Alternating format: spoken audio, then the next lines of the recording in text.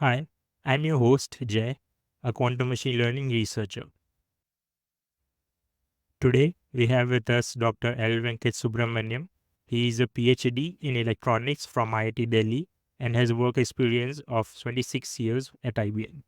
Currently, he is the leader of IBM Quantum India and is the author of the book Quantum Nation.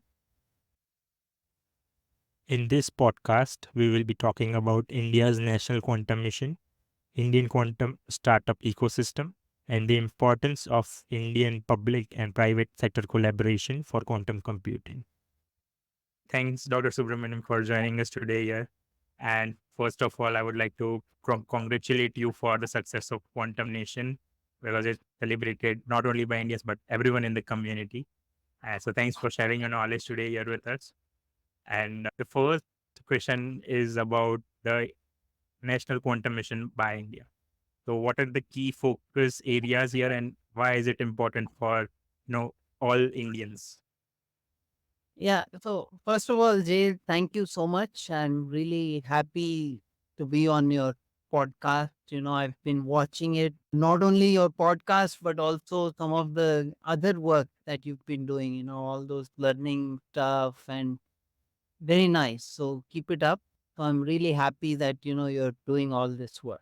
Okay. So coming to the question of the National Quantum Mission. Okay. So the National Quantum Mission is about the government, saying that we are going to invest money. So in this case, they're investing 6,000 crores. And they're saying that we want to give a boost to research and development in India in the quantum area so that we as a nation become one of the leaders going forward. Okay, so that's the goal. Right now, what the government has done is through the Department of Science and Technology, DST, they have brought out this call, and all the leading professors of our country, from researchers, also from different labs like CDAC, CDOT, all of ISRO, all of these. So all of them have submitted proposal to the government, to the DST basically, and they're now getting evaluated. So the best proposals will go forward and they will get. When you talk about research and development in an area like quantum computing, it's such a new field. The first hurdle I would say is the workforce, right? The Indian workforce that we would need because it's a new area. There are not a lot of people in this domain, right? So, how is India trying to tackle this problem of a skilled workforce in this area? Yeah. So far, you'll be surprised that India is one of the leading places for talent already. We're seeing that, for example, on the IBM systems, Indians are one of the highest users of these systems across the world. We are also seeing it, for example, the IBM summer school is going to start. Participation from India is among the highest. When you look at Qiskit advocates, you look at the Qiskit certification, in all these metrics, you're seeing that India is one of the leading countries ahead of almost everyone else. Maybe in some, the US is ahead, but overall, we seem to be doing extremely well. Okay. Um, but as you know, if you look at the number of colleges which offer quantum computing as a course or even one single semester course, there are very few that offer this, right? But in spite of that, we are seeing all this talent. So that this talent is self-learned. In fact, you are also contributing to this through all those learning materials you are putting out. It is inspiring youngster. You are yourself a youngster, and you are inspiring other youngsters like yours. And that is the reason why this self learning is happening. So many youngsters are coming forward, just picking it up on their own. But you are right. We need more talent, more deeper talent. Also, for example, AICT is thinking about coming up with a curriculum for all colleges in India for teaching quantum, right? But to do that, So the number of teachers is very less. So faculty development programs, training these teachers, and maybe looking at things like online classes or things like that. Because if we go for only classroom lectures, then we will not have enough teachers. So as a result, online, we have to be creative. And for example, IIT Madras has this code, right, in quantum, where a lot of the classes happen online, but then they have a contact program where the students come on campus and learn also. Okay. So we have to think of these creative means of doing it where students are able to access learning content online, but when they need a lab or they want to ask questions, you figure out how they can do that. So all of that is now happening through programs which people are now coming up in a creative fashion. And yes, we need to keep this momentum going where all the self learners are doing so many good things, but now we need to focus them, give them harder problems to work on so that this talent gets utilized. I'll give you an example like AI. AI also we had a lot of talent starting from the year 2000, but where did OpenAI come from? It did not come out of India. It came out of the US. The point that I'm trying to make is that yes, uh, we have a lot of talent, but that talent needs to be given wing. It needs to be given a big vision and confidence that you can do it. Think up things like OpenAI in the quantum world. Come back and solve these big problems. Don't think small. It is our opportunity to think big. There is a new computing technology out there. Let's think big with. And any another key aspect for this is probably, the private and public sector collaborate. So, what is your take on that? How important is that? How crucial is it?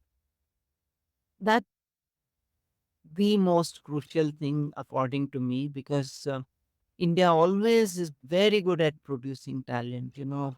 So I've gone into that in the book. In the 60s, we were one of the first to build semiconductor fabs.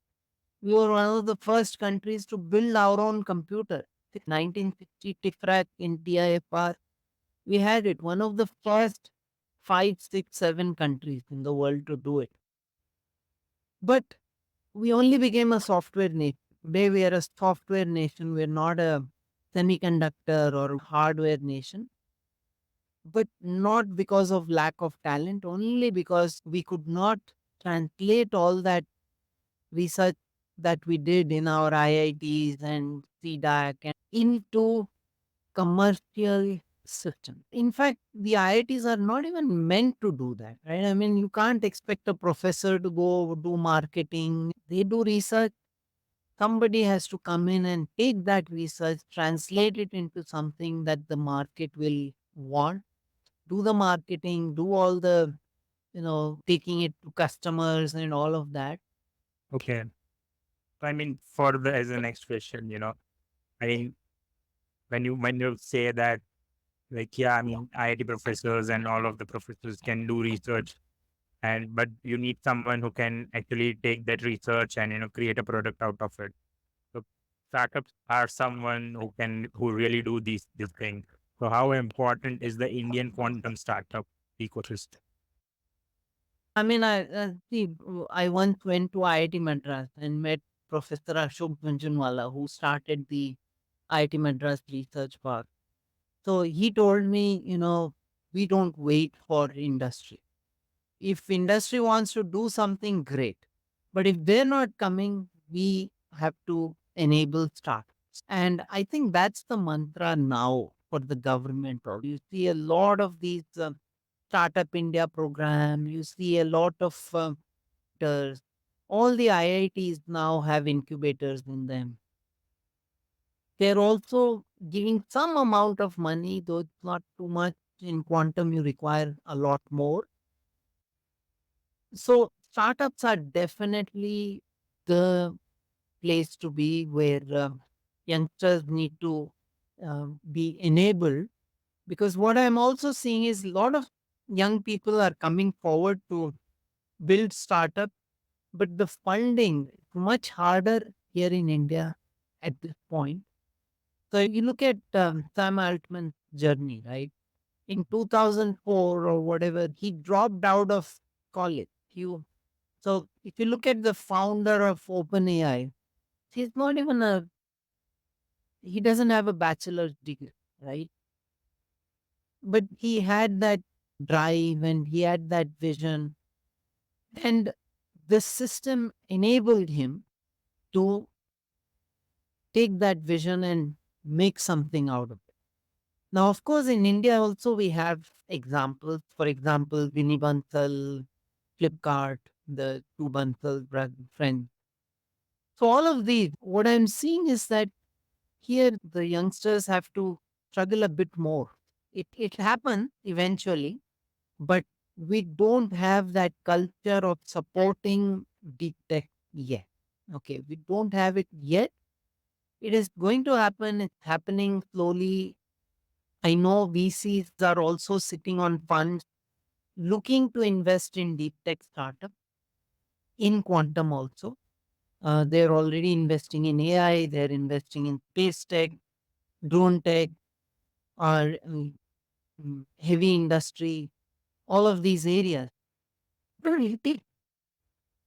So that appetite is there, but I think that maturity is still not there, right, in the system. So it's taking some time, some effort. After three or four youngsters do it, then that momentum happens. And so what is required is those early pioneers now who take that plunge and struggle through it. And I was talking to one of the senior quantum researchers, and his opinion was that this problem with funding and everything is because we don't have that hardware right now. We are not able to show like a proper use case or use quantum in production. The moment we have that hardware, more money will start flowing in quantum. So how important is this hardware?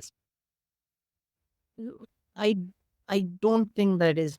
I mean, it's true to some extent, but this is the time to do it, because once things, right now, you're right. Hardware is the focus. Everyone is focused on more qubits, reducing the noise.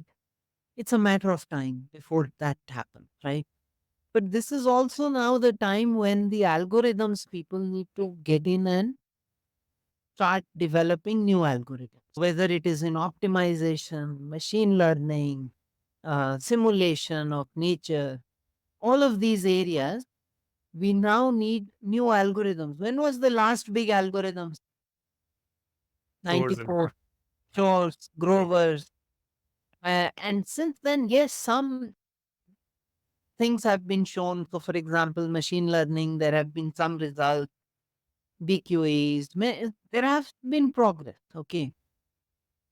But this is the time to get in for algorithms also, because 5 years later, when the hardware is good enough to support, by then there will already be a crowd sitting there who would have gone through this early phase of creating algorithms, figuring out which are the algorithms for finance, which are the algorithms for pharma.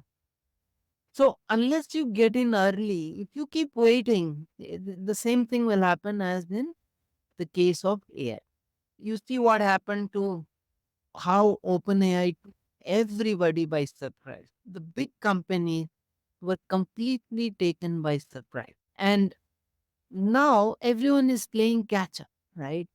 So, and that's why, I gave you this example saying that India had very good AI engineers also, very good AI scientists also, but we did not produce OpenAI. And now we are playing catch up in AI. We are coming up with our own LLM, so all of that. I'm sure we will do very well. the big game changers, you have to get in early. So I don't think we should wait for hardware. Already, for example, IBM has shown utility scale computing. There are several papers which have come out in that area. So this is the time for serious people to enter, because if you want to be a pioneer, the time. Yeah, and talking about IBM, I've seen the focus of IBM on, IBM and Qiskit using AI for quantum computing. And the rise that we've seen now after ChatGPT, that has been just amazing. And how important is this rise of AI for the rise of quantum computing? See, it is already, Qiskit in code generation is happening, right? So after some time, you will not even need to know Qiskit or any programming language. You just at a almost like me telling you or you telling me that, oh, can you go write this program for I have fraud data and I want to find the fraud cases and I want accuracy of 99.6%. Can you go and do this? And that's the way you'll be talking to your system after some time, So AI is going to transcend everything, everything we do. But so many people fear that AI is going to take jobs. Yes, initially, whenever something new happens, jobs will go, but new jobs get created. And that's exactly what will happen here also. There will be new jobs, and in our office, I'm not able to remember the exact words, but it says there that people who know AI will replace who know how to use AI will replace people who don't know how to use it. And that's exactly what is happening right now also. If you look India wide, the college placements have gone down this year. And that precisely because companies are now trying to see how is the AI going to affect my workforce? How is it going to affect my delivery? That if you're a bank, you're trying to see, okay, how is banking going to, AI going to change my bank? If you're marketing company, you're trying to think, how is AI going, and you're sitting and watching, right? So that is going to accelerate and AI is going to transcend everything. But at the same time, quantum is also going to help AI because if you look at LLM, already there are new power stations which are coming up just to support the new LLMs, for example, right? A power plant is coming up just for the new LLM farm that you have laid out, right? So if we are talking about scaling the current technology, LLM technology to all our applications and all, the power requirement is huge. It is not sustainable. So you need new advances. And that's where quantum comes in because quantum is naturally a self-sustaining sort of a thing. Power requirements are very low. So we search, and that's where the earlier question you asked is when is the right time to start? Now is the right time to start because we need to start coming up with the new algorithms, whether it is in machine learning, whether it is in optimization, any of these areas, the time.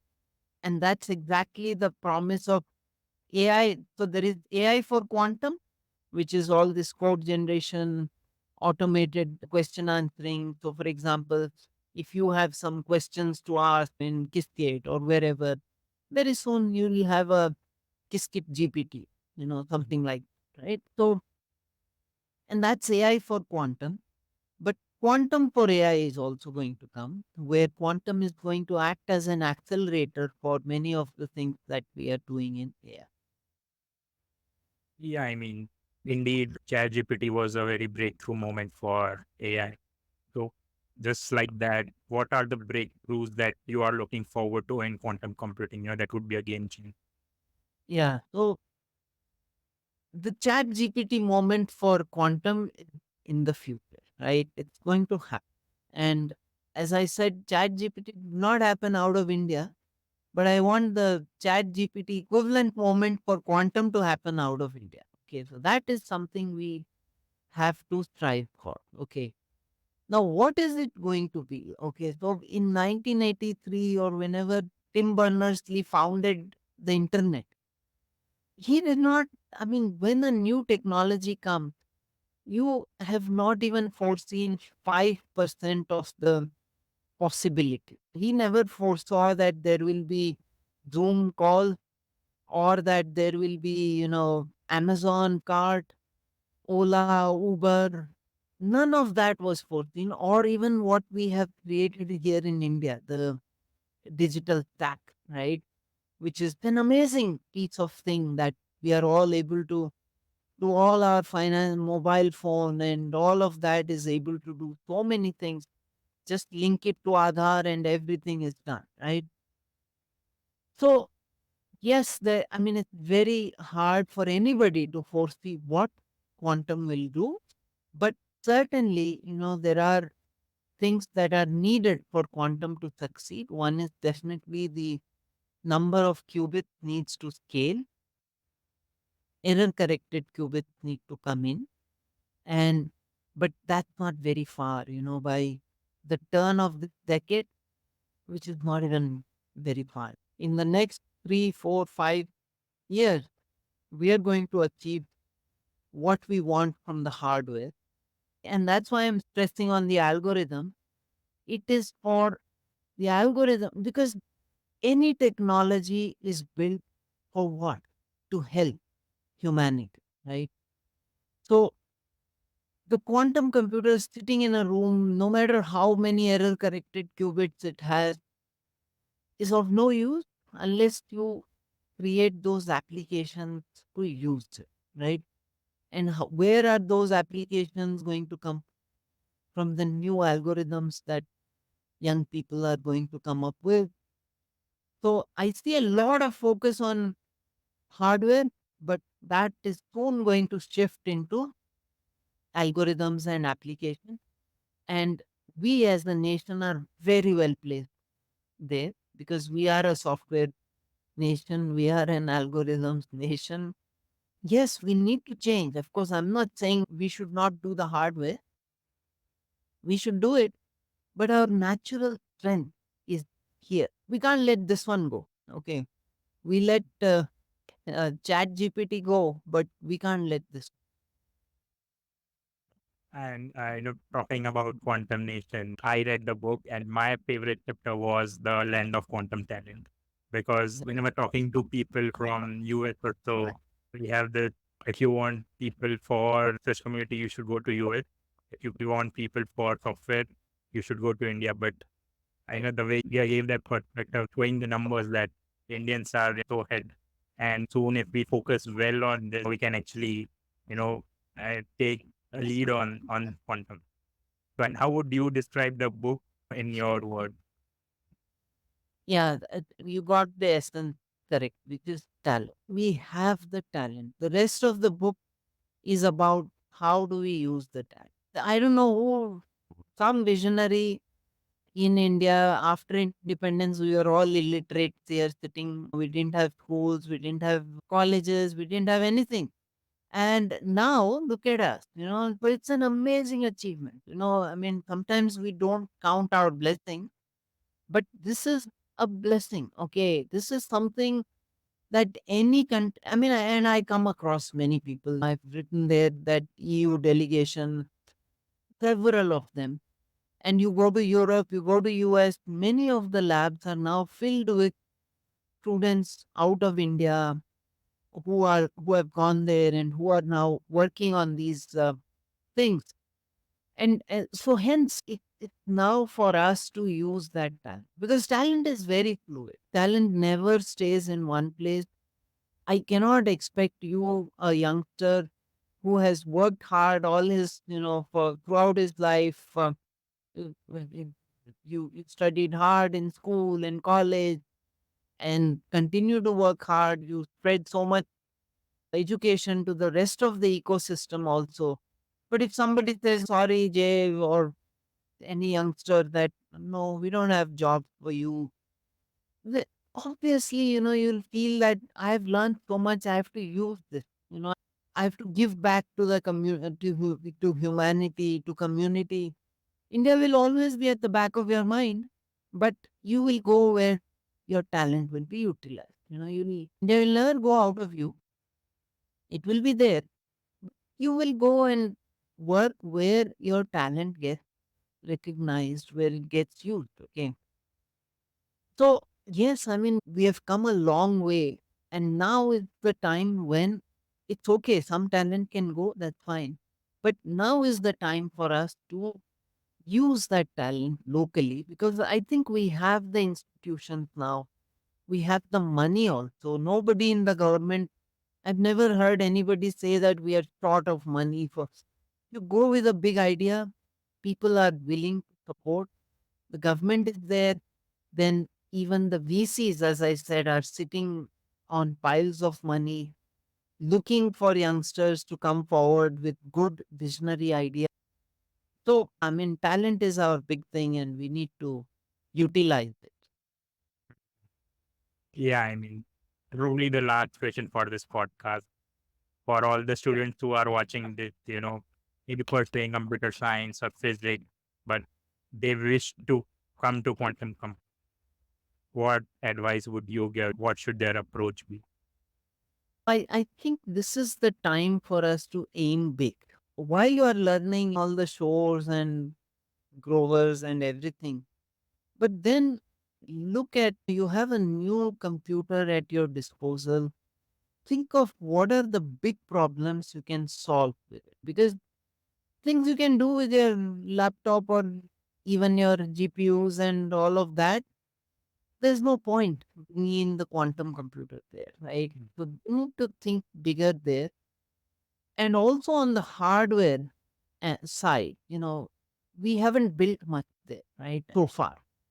But this is again a time when the National Quantum Mission is there. The government wants to focus on hardware development. So there will be funding and there will be support for hardware also. So if you are, for example, a physics student who's an experimentalist, this is the time for you again to start thinking, what is that new advancement that I can make, which will help, bring. So there are several things that one can do today, right? Whether it is in the qubit technology, whether it is in the control systems, whether it is in the microwave, any of those. For the first time, we were slowly becoming a computer science centered sort of a place where whatever degree you did, finally you learned Python and Java and this one and that one and went into the IT industry. But here is now a chance for the core science people, the physics people, the chemistry people, maths people to shine, because your skills are now required. Okay, so PS people, good, they are also required, but I think even more than them now, it's the turn of the physics and the chemistry and the math, even biology, people to start thinking, what is it that I can do? Because I now have something that can simulate nature. And how do I use it? And as I said, AI is taking the advances to a point where you don't even need to know coding. So very soon, you will not need to be able to, you will not need to start write programs. The computer will do that for you. So hence, you as the domain expert, the physics guy or the chemistry person or the biology girl, you are now able to just focus on your core skill, your domain expertise in that, and think that, okay, I have this computer in front of me which writes its own programs. What do I want it to write for me? What do I want to solve? And so think big, we should be thinking big. That was great. That was. I would like to thank you, for sharing your views here today with us and sharing your experience with us. Thanks a lot. Yeah, and actually, I should thank you, Jay. I mean, as a young person, you're doing so much. I see a lot of good stuff. The learning materials you're putting up is amazing. Okay, those are very good things. So continue the good work. So thanks for inviting me. I'm happy that you invite me. Thanks a lot. Thank you.